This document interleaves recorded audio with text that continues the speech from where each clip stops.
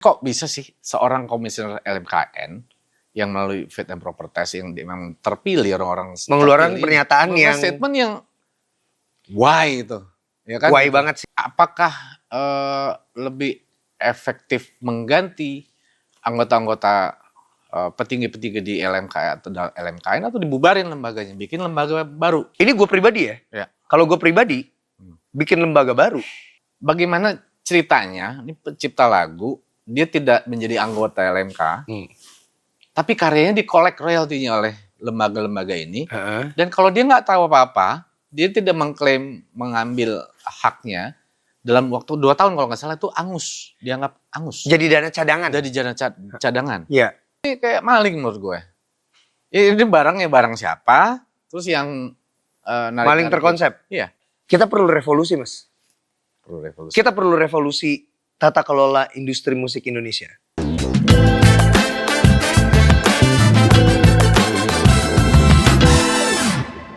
Anjir. Aduh, Mas Danda. Gokil. Apa Mas gokil kenapa nih, Mas? Hah? Gokil kenapa? Ya udah lama nggak ngobrol. Asli. Rumit soalnya ngurusin Iya. hidup. Bener. Maksudnya hidup bermusik. Aduh. Ya, kita punya banyak story ya. Banyak story. Banyak story. Banyak banget. Dari dulu ya. Dari dulu. Yang Kan waktu itu macam juga lah. kan waktu itu kita juga udah pernah ngobrol ini. Ngobrol di podcast lo juga, iya kan? Iya, bener. Sekarang mau ngobrolin apa nih? Biasa yang lagi rame. Royalti. Royalti, boleh. Pusing ya. Pusing gak sih? Pusing. Gila. Tapi gue senang sih sekarang. Karena kalau waktu kemarinan itu obrolan tentang royalti itu masih berkisar di antara musisi dan musisi. Nah sekarang tuh udah menyentuh ke orang umum. Makanya sekarang jadi gede, Mas. Kenapa? Kalau dulu itu orang cuma mengomentari permasalahan royalti yang terjadi antara musisi dengan musisi gitu. Nah kalau sekarang karena mereka udah tersentuh, awareness naik. Mereka udah tersentuh nih hidupnya gitu. Para pengusaha, Horeca dan lain-lain udah tersentuh. Bahkan sampai penyanyi, musisi kafe sampai kena juga. Bahkan banyak yang nggak bisa main kan sekarang karena kafenya udah memecat mereka karena takut. Iya kan? Jadinya, nah ini yang kesentuh udah banyak, Mas. Makanya kasus ini begitu besar. Sampai sekarang. orang mau kawinan aja bingung jadi. Orang kawinan, terus sampai ketua PSSI, bukan ketua PSSI, orang PSSI ngomong. Iya, bola. Orang bola ngomong. Timnas. Gitu. Yang hotel juga, yang di Mataram, di mana-mana pada bicara. Jadi ini memang seru dan menurut gua memang udah seharusnya. Hotel nyetel murotal aja katanya. Oh iya, lu juga ada postingan? Ada posting. Iya kan? Nyetel murotal itu Quran juga katanya. Terus ada yang nanya, ini bayar royalti kemana ke Nabi Muhammad atau ke Allah SWT atau lewat malaikat Jibril? Yang dapatnya keturunan Nabi Muhammad, kita semua berarti dapat. Iya. Termasuk yang narik ya? Artinya udah segitunya masyarakat tuh udah gelisah, bingung dan takut soal ini. Iya, nah iya sebenarnya ketakutan ini buat gue nggak perlu sih ya. Harusnya sih tidak perlu takut gitu. Karena memang ini sudah seharusnya, Mas. Jadi gue sebagai pencipta lagu dan memang kalau kita merunut kepada aturan kan dari tahun 2021 memang sebenarnya royalti ini memang harus dibayarkan. Cuma permasalahannya gue juga udah selalu bicara nih dari tahun 2021-an gitu. Transparansinya gimana sih? Transparansinya. Sistem penghitungan kemarin. Sistem penghitungan ketika ditarik dan juga ketika didistribusikan tuh gimana? Karena ditariknya kan dihitungnya tarifnya berdasarkan kursi, berdasarkan kamar, bahkan ada yang berdasarkan kamar mandi. Kamar mandi? Iya kan, maksudnya ada hotel yang di kamar mandinya ada sound systemnya. Untuk mendengarkan musik gitu, atau memutarkan musik. Tuh. Jadi lagi boker juga bisa kena. Ya kan dengerin musik. Gini, jadi maksudnya logikanya gini. Jadi hotel itu kan memiliki nilai komersil kan. Ada orang sewa hotel, kamar hotelnya gitu. Nah di dalam kamar mandinya itu ada pemutar musik, ada speaker gitu. Jadi itu dihitung juga. Lucu sih, Mas. Iya, dihitung per kursi. Hitung per kursi itu lagu apa aja nyampe ke penciptanya, siapa aja penciptanya? Itu bisa. Nah itu yang gue pertanyakan sebenarnya di postingan gue. Jadi sebenarnya buat gue Horeca atau apapun itu memang patut untuk membayar karena memang ada nilai komersil benar. Cuma gue sebagai pencipta lagu dan juga sebagai masyarakat, gue juga meminta lembaga manajemen kolektif itu juga transparan. Maksudnya kalau nariknya itu berdasarkan jumlah kursi, mereka kan nariknya per kursi itu 60.000 untuk hak cipta dan 60.000 untuk hak terkait. Itu cara ngebaginya gimana? Sementara setiap hotel, setiap restoran tuh beda. Setiap restoran tuh beda. Muter lagunya apa, terus gimana cara ngebaginya, mereka berdasarkan log sheet, perhitungannya dan lain-lain. Tapi tetap buat kita nggak make sense. Menurut gue sih nggak make sense. Dan gue mau nanya deh, lo terakhir statement bersikap itu sebagai pribadi atau sebagai anggota aksi? Oh, belakangan ini memang gue lagi lebih banyak bersuara sebagai pribadi sih, Mas. Maksudnya, gue ngerasa lebih bebas. Dalam artian gini, maksudnya ketika gue bersuara sebagai aksi, itu selalu nanti diaduinnya sama visi. Gitu. Ya gue agak menyesalkan adanya polaritas ini sih. Gitu. Karena sebenarnya ya kita tahu kita semuanya berjuang untuk industri musik Indonesia, tata kelola industri musik Indonesia. Cuma jadinya memang sepertinya bertabrakan. Padahal niatnya sama-sama baik, sama-sama. Iya, dan seharusnya yang kita kritisi kan memang lembaga manajemen kolektif dan lembaga manajemen kolektif nasional dong. Dan pemerintahnya juga untuk turun tangan menangani hal ini gitu. Cuma karena kemarinan sibuk dibenturkan dan berbenturan, jadinya kalau gue memilih untuk bersuara sendiri deh sekarang gitu. Jadi suara-suara gue ini bukan suara aksi, tapi suaranya Anji gitu. Gue gak ada masalah sama aksi, enggak. Cuma ketika gue bersuara sebagai aksi, selalu dibenturkan sama visi. Selalu tuh di postingan gue tuh nanti di-mention ke Kang Arman, di-mention ke Ariel, di-mention ke anggota visi yang lain, atau ke visinya. Jadi gue kayak, gak gini sebenarnya. Gue bukan mau menyerang mereka, gue mau menyerang lembaga gitu. Menyerang dalam tanda kutip, artinya mengkritisi. Iya mengkritisi, ya harus. Harus lah, karena sama Lasso juga gitu kan. Dia bilang nothing personality. Nothing personal, gak ada sesuatu yang pribadi. Nah, Lasso juga kan begitu. Ketika, kan gini, kenapa Mas Ari itu begitu meledak begini? Selain karena dia legend ya. Karena Mas Ari itu tidak diasosiasi manapun, Mas Nanda. Jadi Mas Ari itu memang bersuara sebagai pribadinya dia sendiri. Selain dia legend ya. Dan dia selama ini tidak bersuara karena dia, gua rasa memang dia tidak mau berbenturan gitu. Cuma ketika memang ini rasanya harus dan dia bersuara meledak banget. Alhamdulillah loh Mas Ari bersuara, gue senang banget. Senang banget gue bersuara. Gue juga bilang, gue chat langsung, Mas Ari makasih ya. Senang banget gue lo bersuara Mas, karena ini meledak banget gitu. Ya semua udah resah lah. Kemarin gue juga mau ombak tuh, Bagus Netral juga bikin konten. Iya, walaupun lucu-lucuan tapi seru ya. Tapi ya konteksnya itu tentang royalti juga. Gini-gini aja.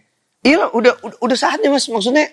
Dan gue juga agak bingung kenapa pemerintah belum secara langsung turun tangan sepertinya menyuarakan atau mengurusi tentang ini ya.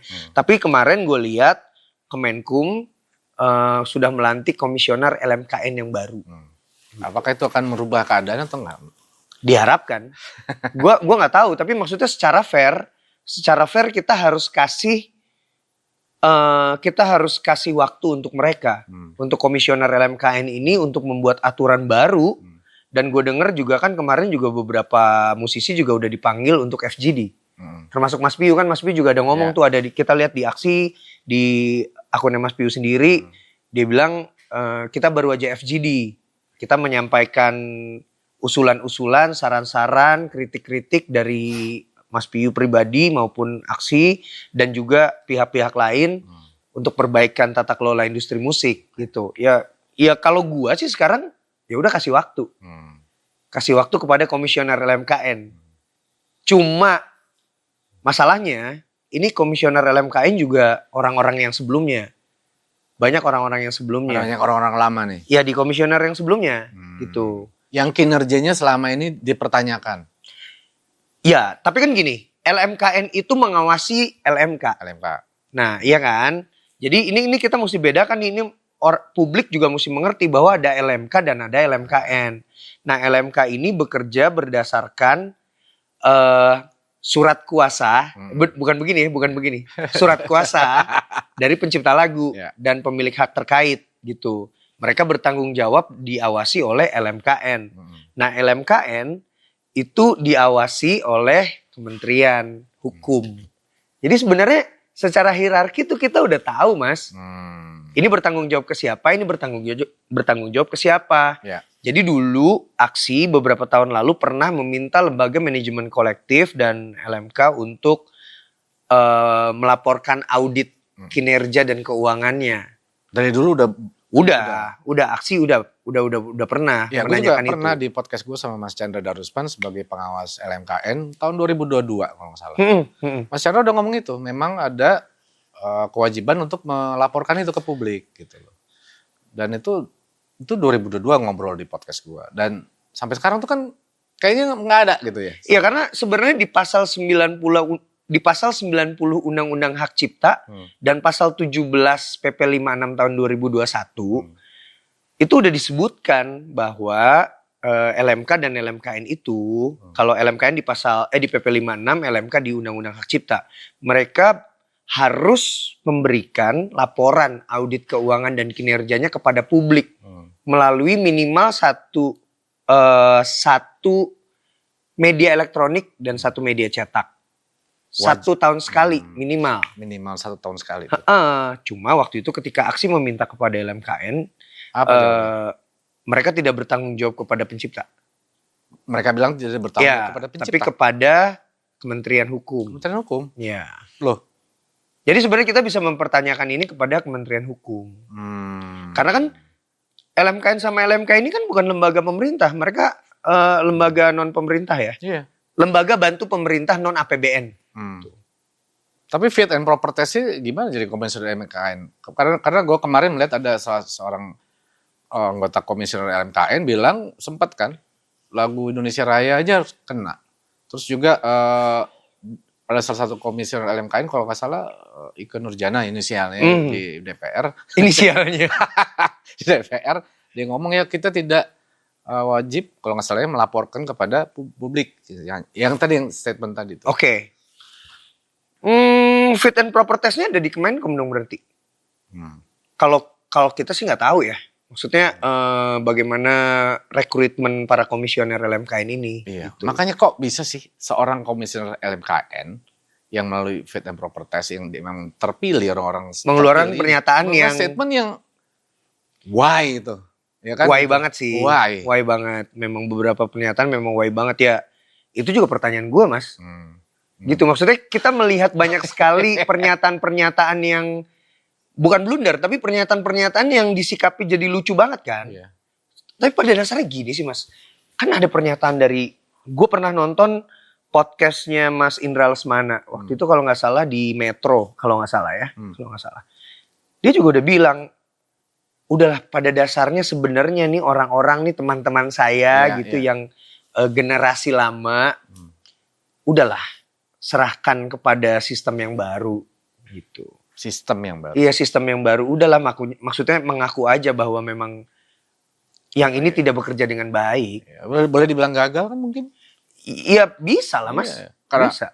Nah, menurut lo apakah lebih efektif mengganti anggota-anggota petinggi-petinggi di LMKN atau dibubarin lembaganya, bikin lembaga baru misalnya? Ini gue pribadi ya. Kalau gue pribadi bikin lembaga baru. Bikin lembaga baru. Ya, atau mungkin misalnya namanya sama, tapi maksudnya gini loh, Mas, lebih sentral gitu. Sekarang tuh lembaga manajemen kolektif tuh ada 12 kan. Iya. Terus lembaga manajemen kolektif nasional sebagai pengawasnya kan memang ya satu ya. Tapi ini kan pembentukannya berdasarkan PP 56 gitu. Tapi memang ada hal-hal yang lucu lah dari LMKN ini. Maksudnya selain sistem penarikan dan sistem pendistribusiannya yang kita masih pertanyakan, sebenarnya ada beberapa hal juga, Mas, di dalam royalti ini yang lucu di PP 56 itu kayak pasal 12 15 gitu. Apa 12 tuh? dan 15 juga yang itu soal dana cadangan. Dana cadangan itu lucu loh. Gue mau nanya tuh. Katanya ada klausul yang menyatakan LMKN berhak mengambil royalti dari berbagai pihak. Dan kalau itu dari pemilik hak cipta, pemilik hak terkait yang menjadi anggota LMK maupun yang tidak menjadi anggota LMK. Mereka mau mengut royalti itu. Jadi gini, royalti yang dikolek itu penggunaannya tuh bisa untuk didistribusikan kepada pemilik hak cipta, pemilik hak terkait gitu. Yang kedua untuk dana operasional. Terus yang ketiga ada nih dana cadangan. Dana cadangan itu adalah royalti yang dikolek yang bukan anggota lembaga manajemen kolektif yang diumumkan kepada pemilik hak cipta dan hak terkait itu. Kalau misalnya mereka tidak merasa, itu kan artinya bukan yang anggota. Iya. Nah kalau selama 2 tahun itu tidak diambil, tidak diklaim, itu menjadi dana cadangan. Penggunaannya gue nggak tahu deh. Karena itu berdasarkan peraturan menteri, permen. Diatur kemudian ke dalam permen. Jadi itu ada undang-undang hak cipta, ada PP 56, terus nanti itu soal yang dana cadangan itu di permen. Ini kayak ada sesuatu yang di konsep yang menurut gua diputar-putar. Iya diputar-putar dan nggak fair menurut gua. Diduga. Iya. Diduga ya. Oke. Karena gini loh. Bagaimana ceritanya ini pencipta lagu dia tidak menjadi anggota LMK. Tapi karyanya dikolek royaltinya oleh lembaga-lembaga ini. Dan kalau dia nggak tahu apa-apa, dia tidak mengklaim mengambil haknya dalam waktu 2 tahun kalau nggak salah itu angus, dianggap angus. Jadi dana cadangan. Jadi dana cadangan. Iya. Nah tapi gue nggak tahu permennya itu gimana bicaranya. Ini kita harus cari tahu sih. Jadi penggunaan dana cadangan itu untuk apa kita nggak tahu. Cuma masalahnya gini juga. Bagaimana lo cara lo memfilter royalti yang didapat para pemilik hak cipta dan hak terkait yang menjadi anggota dan yang tidak menjadi anggota. Itu gimana cara ngebedainnya? Sementara yang lo ambil perhitungannya itu berdasarkan kursi, berdasarkan ruangan, kamar. Dan mungkin si pencipta lagunya atau yang punya hak atas lagu itu juga mungkin nggak tahu apa-apa kan, nggak terinfo mungkin bahwa karyanya, banyak yang nggak tahu lah mas. Iyalah, banyak yang nggak tahu. Ini kayak maling menurut gue. Ini barangnya barang siapa, terus yang maling terkonsep. Iya. Berarti negara turut serta dong kalau kayak begini. Enggak, gini, Tompi juga ada ngomong tuh. Tompi juga bagus tuh ngomong. Maksudnya, ini nih, yaudah sekalian nih karena gue megang mic biar didengar menteri nih. Gitu kan. Dia bilang gitu kan. Maksudnya, ini orang yang duduknya masih itu-itu aja. Gimana lo mau ada perbaikan sistem? Ya digantilah katanya. Gitu, kata Tompi. Ya memang benar. Orangnya itu-itu aja. Sampai sekarang. Nah, oke. Balik lagi ke dana cadangan tadi. Oke. Dana cadangan itu udah berapa lama ya dikolek dan kita pernah tahu nggak sih nilainya berapa, terus distribusi penggunaannya untuk apa? Ya setidaknya dari tahun 2021 aja, semenjak ada PP 56 gitu. Nah, dana operasional untuk LMKN dan LMK itu kan 20% mas. Ya 20% kan dari royalti kan. Dari royalti yang bisa dikolek. Iya, artinya kalau misalnya dana yang dikolek itu 1 miliar, berarti mereka punya dana operasional 200 juta. Kalau 1 triliun. Dan kalau nggak salah pernah ada laporannya berapa triliun ya kalau nggak salah? Belum sih, belum. Ratusan miliar. Ratusan miliar. Tapi kan kalau dalam beberapa tahun kan jadi triliun juga mas. Triliun, ya maksud gue. Iya kan? Berarti itu ratusan miliar mas. Itu aja cuma 20%. Beberapa tahun sebelum ini pernah 40%. Jadi kalau 1 miliar 400 juta mas dana operasional. Gila gak lo? Ironisnya gaji dari komisioner LMKN atau orang yang bekerja di LMK itu lebih besar loh dari royalti yang diterima oleh para pencipta lagu. Padahal mereka yang dipercayakan untuk menagih. Iya, jadi maksudnya diduga.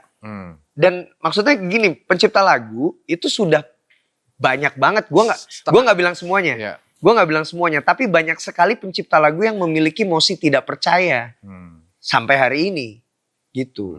Walaupun gue mencoba untuk positif nih, kan komisioner LMKN baru aja dilantik sekarang, ya udah, oke kasih waktu. Berapa lama? Ya lihat mereka nanti, mereka akan mengeluarkan aturan baru kan. mereka akan mengeluarkan aturan kan.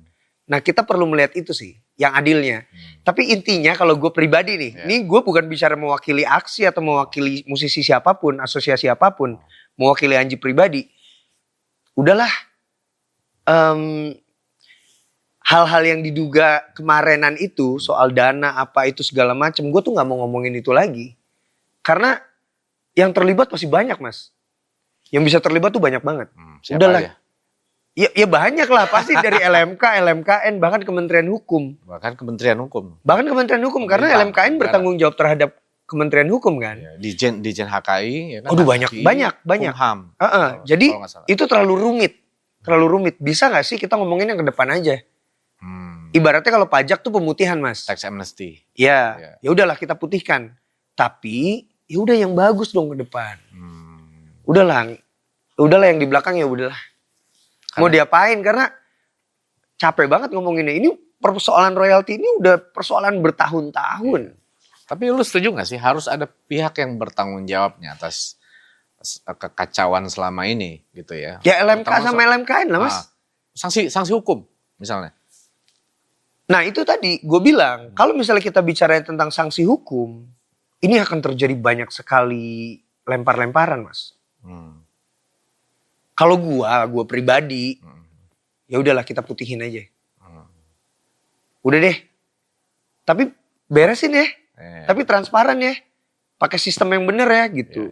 Sistemnya berdasarkan penggunaan lagu harusnya. Sekarang udah digital gila, maksud kita kalah sama Spotify, kalah sama YouTube. Ya makanya masalahnya masa nggak ada sih kita punya sistem yang terintegrasi secara nasional. Gini ya. Dulu kan kita pernah dengar ada Portamento dulu segala macam. Gini ya. Platform. Banyak orang yang bicara sama gue dan gue nggak sampaikan di sini ya. Maksudnya siapa orangnya gitu. Inisialnya? Ada yang F, ada yang M gitu. Maksudnya dia ngomong, Mas sebenarnya gue tuh pernah menawarkan sistem loh, digital gitu. Untuk pengkolekan royalti. Bisa memonitor. Tapi gak diterima. Gak diterima? Gak diterima. Kenapa tuh? Gak tahu. Gue gak tahu. Kalau kita yang mendengarnya tuh menduga, iya kan? Kita yang mendengarnya tuh menduga bahwa supaya tidak transparan. Oke, kesana ya. Iya karena itu kan bagus sebenarnya, kalau solusi kan. Kok ditolak ya kan? Ya itu dia makanya. Karena sebenarnya kalau berdasarkan dana operasional, gue yakin ya para anggota-anggota ini juga rela lah menyisihkan dana royalti gitu. Jika untuk membuat sistem yang benar. Tapi walaupun sebenarnya royalti juga kecil-kecil juga selama ini dapetnya. Iya loh. Tiba-tiba kemarin sempat wah. Nah, Melly Guslow 500 juta apa berapa? Nah, itu kecil. Nah, itu sebenarnya bisa jadi blunder juga loh. Bukan untuk Teh Melinya. Tapi kan ketika Teh Meli posting itu yang 500 dia dapat 500 juta. Terus kalau nggak salah Ade ada posting juga. Dia dapat berapa gitu. Nah, di saat yang bersamaan Denny Casmala, Robby Geisha yang menciptakan lagu-lagu 420, Geisha dan lain-lain, itu dia mempertanyakan, loh kenapa gue dapetnya dikit? Coba kita lihat penggunaan lagunya Melly, emang seberapa banyak gitu? Ngelihat buka di Spotify, di YouTube, ya kan bisa kita lihat itu datanya. Mau lihat data dari mana lagi? Berbanding sama. Bahkan lebih besar penggunaan data lagunya yang si Denny Casmala sama Robby. Blundernya adalah untuk sistem. Penghitungannya gimana? Sebenarnya masalahnya itu kan Mas. Gimana sih cara ngitungnya? Gimana sih cara pembagiannya berdasarkan apa gitu? Kalau perhitungannya, kalau penarikannya berdasarkan kursi atau kamar, cara ngebaginya gimana? Kira-kira atau yang punya hubungan baik dengan lembaga manajemen kolektif diduga. Kan kita jadi menduga-duga. Bingung jadi. Kemarin gue juga posting tentang DJ. Penggunaan lagu tuh, DJ kan banyak tuh nge-mix lagu-lagu. Ya, lagu Indonesia, lagu luar. itu ada berapa part gitu. Ada juga yang jadi ambil samplingnya doang segala macam. Itu gimana sistem ngitungnya gitu untuk nyampe sampai akhirnya ada beberapa orang komen ya, salah satunya DJ Dinar Candy inisialnya gitu. Komen gitu. Inisialnya. Dia bilang, pakai lagu luar aja nggak mau pakai lagu Indonesia gitu. Terus dijawab gitu, enggak, tetap kena, nggak pakai lagu luar juga tetap harus bayar. Ya karena LMK luar terkoneksi dengan LMK Indonesia. Ya, walaupun banyak yang nggak paham, DJ sih banyak yang nggak paham. DJ Devina juga sampai inisialnya DJ Devina sampai komen juga sedih gitu emotikon. Ya sebenarnya tentang royalti ini sosialisasi parah banget, Ji. Betul. Sosialisasi tentang royalti ini memang sangat kurang. Nah, jadi sebenarnya dana operasional itu sosialisasinya untuk apa aja? Kita kan perlu tahu Mas sebenarnya. Kan sebenarnya salah satu penggunaan dana operasional yang 20% itu tuh harusnya untuk sosialisasi kan. Memang gue ngelihat beberapa laporan di website memang mereka melakukan sosialisasi. Cuma sayangnya jangankan pemilik tempat, para pengusaha horeca itu, pencipta lagu aja banyak yang nggak tahu. Iya, gua nih kalau misalnya gua nggak terlibat di aksi, nggak mengikuti persoalan ini, gua nggak akan ngulik, Mas. Apalagi yang lain. Apalagi ya kayak gini deh, sekelas Denny Caknan deh. Sekelas Denny Caknan tuh ini ke gue, chat personal ke gue. Mas, makasih ya untuk selalu bersuara tentang ini sangat berarti buat kita pencipta-pencipta lagu daerah. Terus gue bilang, kenapa kamu gak bersuara, Den? Kita belum ngerti, Mas. Belum ngerti ya?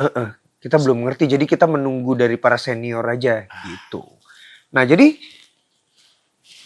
sebenarnya persoalan ini tuh banyak yang belum ngerti juga.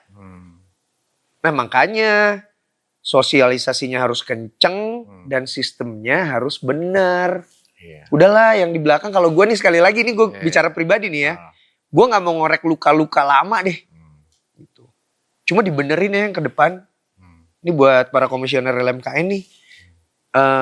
Sekarang waktunya. Karena masyarakat umum sudah aware sama persoalan ini. Kalau kemarin-kemarin kan cuma musisi nih. Dan akhirnya itu ya udah bertahun-tahun ya begitu-begitu gitu. Ya sekarang nih masyarakat umum udah kesentuh. Jadi ya beresin. Kalau enggak waktu itu gue pernah di-tag sama seseorang, apakah LMKN bisa dibubarkan gitu. Bahkan lembaga yang ada di dalam undang-undang dasar aja bisa dibubarkan. Apalagi LMKN. Bisa mestinya. Ya, ironisnya beberapa teman musisi kita di DPR. Di DPR? DPR. Terus utusan khusus presiden kita juga kan industri kreatif juga. Ya tapi gue rasa gini sih Mas, mereka memang sedang mengusahakan ini sih. Maksudnya gue mencoba berpikir dari sisi positif ya. Bahwa apa yang terjadi hari ini kan sebabnya juga karena memang terjadinya gejolak ini kan. Ya karena suara-suara itu. Gitu juga. Kira-kira menurut lo siapa sih orang-orang yang pantas menjabat mengurusin LMKN misalnya gitu? Yang pastinya harus pencipta lagu Mas. Harus pencipta lagu? Iya. Harus pemilik hak. Menurut gue. Gitu. Gue sih ngelihat gak usah jauh-jauh. Gue ngelihat di aksi ya. Gue ngelihat di aksi karena mereka semua adalah pencipta lagu. Jadi mereka memperjuangkan hak-hak pencipta lagu gitu. Dan mereka juga kan membuat sistem kan. Digital Direct License yang maksudnya sampai hari ini juga masih pro kontra gitu. Tapi setidaknya mereka memang memihak pencipta lagu.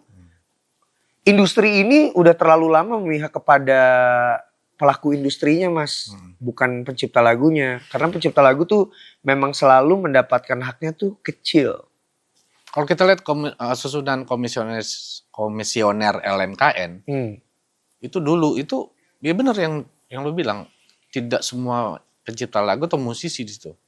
Bahkan kalau nggak salah tuh ada dari instansi kepolisian kalau nggak salah. Ya memang gini sih, memang harus ada beberapa pihak ya. Harus ada beberapa pihak memang yang di dalamnya. Karena kalau semuanya pencipta lagu juga nggak benar pasti. Karena kita kan biasanya berkutat dengan industri kreatif kan. Kita juga perlu orang-orang yang ada di bidang hukum, bidang keamanan. Yang melengkapi ya. Iya, tapi memang harus banyak pencipta lagu. Kenapa? Jadi mereka bisa memperjuangkan hak teman-temannya. Dan paham juga. Dan kalau bisa memang pencipta lagu yang hits. Yang hits ya? Iya. Kalau bisa ya. Kenapa tuh? Ya biar mereka tahu memang penggunaan lagunya. Memang penggunaan lagunya seberapa berimpact gitu. Impactnya seberapa sih dari yang di collect dan didistribusikan gitu. Nah, buat teman-teman yang kemarin musisi yang sempat bilang ya udah gratis saja pakai lagu saya. Banyak tuh, ya kan? Charlie, siapa lagi tuh? Ahmad Dhani terus masuk tuh. Masa Ari Lasso juga di aksi. Juicy Luicy. Itu kemarin mereka bicara dalam konteks ketika ini ya penarikan royalti ke Horeca ya. Itu kan. Jadi maksudnya sebenarnya itu menunjukkan satu hal, Mas. Pencipta lagunya aja tidak setuju sama sistem itu. Gitu. Pencipta lagunya tidak setuju dengan sistem itu. Tapi sekali lagi yang dibilang sama lembaga manajemen kolektif dan LMKN itu juga benar. Karena di dalam situ ada hak terkait pemilik master. Karena itu kan jadi ada dua hal berbeda nih, Mas. Makanya waktu itu gue bilang bahwa yang diperjuangkan aksi ini berbeda dengan yang hari ini terjadi. Yang diperjuangkan aksi ini adalah untuk yang memainkan lagu, bukan yang memutar lagu. Karena ketika memutar lagu itu ada beberapa hak di situ, Mas. Produser, hak terkait, hak cipta, maksudnya si pencipta lagu. Sementara kalau misalnya lu memainkan lagu, itu yang tersisa cuma hak pencipta lagu doang. Tidak pencipta pemilik master nggak ada di situ haknya. Hak terkait nggak ada. Cuma si pencipta lagu doang. Makanya aksi memperjuangkannya itu. Aksi itu tidak kemana-mana. Mereka konsen di situ. Konsen. Saklek memperjuangkan hak pencipta lagu. Nah kalau yang sekarang terjadi ini kan yang hak memutar lagu. Udah lebar nih memutar lagu. Banyak. Kicau burung lah, suara alam. Ya kan kicau burung juga ada produsernya. Ada produsernya. Tapi ada yang lucu. Jadi ketika dia merekam hotel ini bilang dia pakai lagu sendiri. Dia pakai burung-burung di hotelnya. Burung beneran. Burung beneran. Nah, itu tetap di collect royalti. Itu lucu. Tolonglah ini jadi kacau ini, ya kan? Sampai gue posting juga. Itu kicau burung oke lah, ada produser yang memproduksi. Ya memang akhirnya. Tapi burungnya nggak dapat royalti kan? Nggak produsernya. Produsernya yang merekam itu. Iya, ya makanya sekali lagi gue bilang. Ada dua perbedaan untuk memutar lagu dan memainkan lagu. Ketika memutar lagu yang sekarang lagi rumit ini, itu memang ada beberapa hak. Hak pencipta, hak pemilik master, hak terkait. Tapi kalau memainkan lagu yang diperjuangkan sama aksi, itu memang hak pencipta lagu, Mas. Iya. Situ. Nah menurut lo, apalagi poin yang mesti diangkat dan harus dicarikan solusinya segera? Audit. Iyalah. Seperti yang dibilang sama Mas Ari Lasso. Setuju ya? Setuju gue. Setuju. Sudah saatnya. Maksudnya audit lembaga manajemen kolektif dan lembaga manajemen kolektif nasional ini memang harus. Dan kalau misalnya mereka merasa tidak salah, kenapa takut untuk diaudit? Menurut gue sesederhana itu sih. Audit. Terakhir, apa yang mau lo sampaikan dalam situasi begini dan ke depan apa yang? Oke, gue mencoba untuk bersikap bijak dan positif ya. Komisioner LMKN baru aja dilantik. Baru di awal Agustus, kalau nggak salah tanggal 8 Agustus, kalau nggak salah ya, sama Kementerian Hukum, sama Bang Maman, kan? Jadi kita perlu kasih waktu sama mereka untuk membuat aturan baru. Nah, nanti ketika aturan baru ini keluar, barulah bisa kita kritisi dan kita bisa melihat gimana kinerjanya. Itu sih.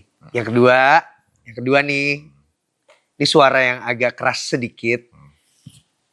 Kalau misalnya nanti kinerjanya sama aja, yang gue rasa mereka patut untuk mundur.